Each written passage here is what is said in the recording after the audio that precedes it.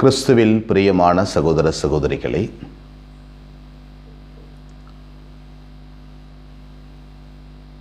விதை விதைப்பவர் சென்று விதைத்த பிறகு மீண்டும் அருவாளோடு செல்கின்ற வரையில் அதனுடைய வளர்ச்சியும் அதனுடைய மணிகளை உதிர்வதும் இறைவனுடைய ஆட்சிக்கு இணையாக ஆண்டவர் சொல்லுகிறார். மனிதனுடைய வாழ்வில் நல்லவைகளையும் அமைதியையும் சமாதானத்தையும் அன்பையும் விதைக்கின்ற கடவுள் பல நாட்கள் கழித்து அருவாளோடு அவர் அறுவடைக்கு வருகின்ற போது அந்த அன்பும் அமைதியும் கடவுள் வாக்கும் பல மடங்கு பரவியிருக்கிறது. அதுதான் இறைவனின் எதிர்பார்ப்பு. இந்த கடவுள் கொடுக்கின்ற இறை வார்த்தை உலகத்தின் கடையெல்லை வரைக்கும் சென்று சேர வேண்டும் என்பது ஆண்டவரின் விருப்பம். நம்மை சுற்றி இருக்கின்றவர்களுக்கு இந்த கொடையை கொடுப்பதுதான் அது பல மடங்காக விளைச்சலை தருவதற்கான அர்த்தமாகும்.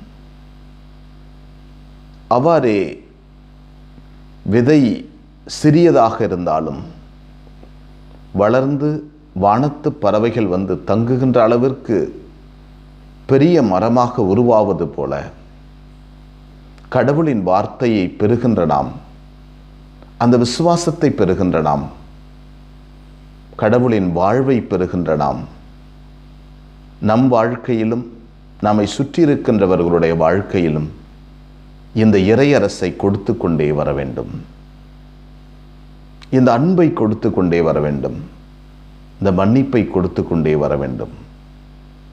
இரக்கத்தை, பிறரன்பை, பிறருக்கு உதவி செய்தலை, பிறரை அன்பு செய்தலை கொடுத்து கொண்டே வர வேண்டும்.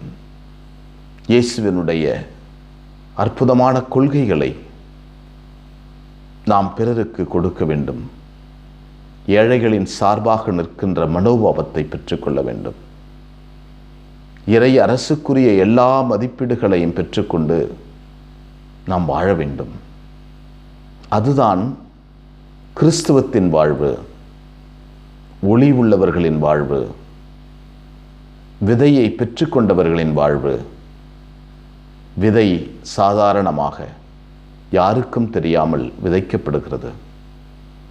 அந்த விதையை பெற்றுக்கொண்டவர்கள் எவ்வாறு விதை முளைத்து செடியாகி கதிர்களையும் இலைகளையும் விட்டு இறுதியாக மணிகளை கொடுக்கின்றனவோ அவ்வாறே சாதாரணமாக வளர்ந்து மக்களிடையே நல்லவைகளுக்காக நாம் காரணமாக நிற்க வேண்டும். இந்த உலகத்தில் நடைபெறுகின்ற எல்லா நல்ல காரியங்களுக்கும், நம்மை சுற்றியிருக்கின்ற எல்லா நல்ல காரியங்களுக்கும் நாம் காரணமாக இருக்க வேண்டும். அதுதான் உண்மையான இறையரசை நிறுவுகின்ற விதம். எனவே ஆண்டவரின் பிரசன்னத்தில் வாழ்கின்ற நாம் இந்த அற்புதமான செயல் நம்மில் நடைபெற கடவுள் இடைவிடாது நமக்கு இரக்கத்தையும் அருளையும் பொழிய வேண்டும் என்று நாம் ஜெபிப்போம். எங்களை நேசிக்கின்ற விண்ணகத் தந்தையே, மை போற்றுகிறோம். இந்த நாளுக்காக உமக்கு நன்றி சொல்கிறோம். நீர் எங்களை படைத்ததற்காகவும் பாதுகாப்பதற்காகவும் எங்களோடு நீர் பயணம் செய்வதற்காகவும் நன்றி. உமது அருளால் நாங்கள் வாழ்கிறோம். உமது இரக்கத்தில் நாங்கள் வாழ்கிறோம். நீங்களே ஒளி உள்ளவர்களாக இருங்கள். நீங்களே உப்பாக இருங்கள். நீங்களே விதைகளாக இருங்கள் என்ற ஆண்டவரின் வாக்கு இன்று எங்களுக்கு உரைக்கப்படுகின்ற போது, விதையை முளைத்து யாருக்கும் தெரியாமல் வளர்ந்து செடியாக உலகத்தார் எல்லாருக்கும் பயனளிப்பது போல எங்களில் விதைக்கப்படுகின்ற விதை வளர்ந்து எல்லா மக்களுக்கும் எங்கள் வாழ்வாலும் சொல்லாலும் பயன் தருவனவாக. அன்னை மரியே, எங்கள் அன்பு தாயே, திருமகனிடம் எங்களுக்காக இடைவிடாது பரிந்து பேசும். ஆமென்.